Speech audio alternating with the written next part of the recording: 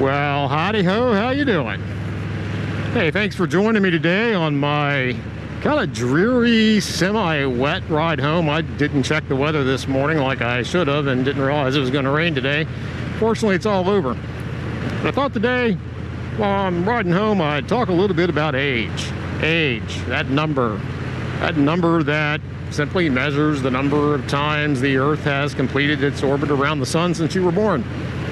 That's pretty much all that number is. Yet some people let that number dictate who they are, or how they can or can't live their lives, or how they should or shouldn't act. Even worse, there are a lot of people out there in the world that look at that number and use it as a label to stick people in a box when they see stuff they don't understand or don't agree with or can't comprehend. Because it's easier to put it in a box you do understand than it is to open your mind and maybe think a little differently, or just kind of take things as they are. Not be so judgmental.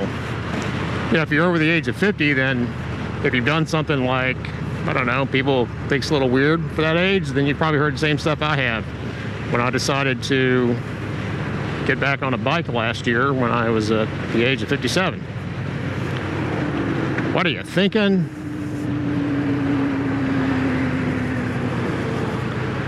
Yeah, you're just going through a midlife crisis. Have you lost your friggin' mind? You know, you've probably heard it before. Whatever. The good news is that we all have the power within us to choose what that number represents and how it's applied or not applied to how we live our lives. You and me, we have that power.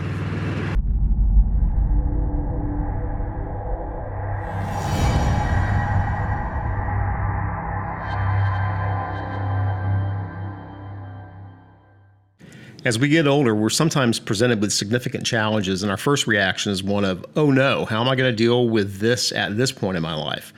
I've watched friends deal with things like divorce, loss of a job, physical problems, etc. like that. I've watched some have made decisions based heavily on the numerical value of their cycles around the sun. Decisions they're making at the age of 45 or 50 that would have been completely different had they been 35 or 40. All other things being equal, it was really that one number that drove their decision. But it doesn't have to be that way. Whether it's learning to ride a motorcycle, jumping from an airplane, starting over in a foreign land, or losing a job, we shouldn't simply write off our options based on our age, or allow others to write them off for us. A month or so ago, I was blindsided by an unforeseen action of others.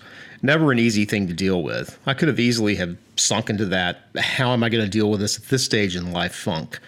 But rather than allow this to jack me up and limit my future, I chose to celebrate the positive nature of this change, to avail myself of the opportunities it presented, and to refocus on pursuing my personal ikigai.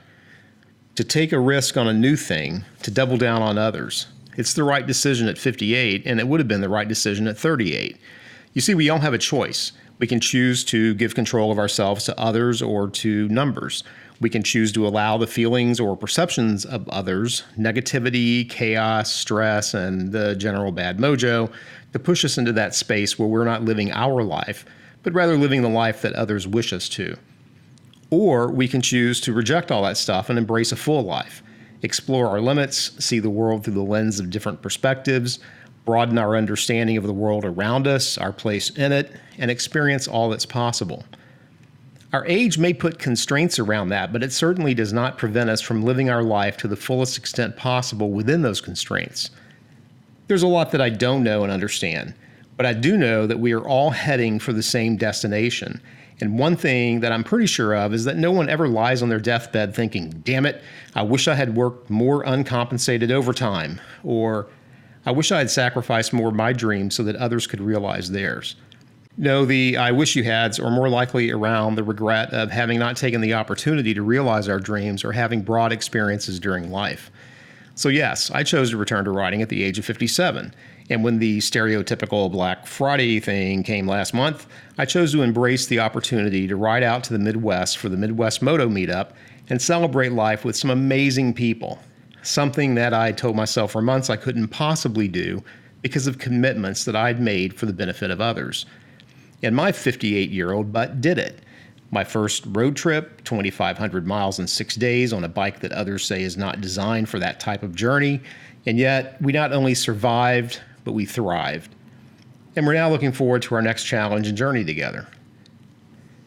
As I said, we are all marching toward the same destination. It's not the destination or the timing in our getting there that's important. It's the quality and scope of the journey we take on the way that matters. So the next time someone tells you that you're nuts simply because they perceive you as being too old to do something that you believe you can and should do, just tell them, no, I am not too old. No, I am not going through a midlife crisis. No, I have not lost my mind. I'm simply choosing to live my life to the fullest extent that I can, regardless of the number of times I've circled around the sun. And I would probably even throw in if you can get your head around that, then I'm looking forward to you being a part of it.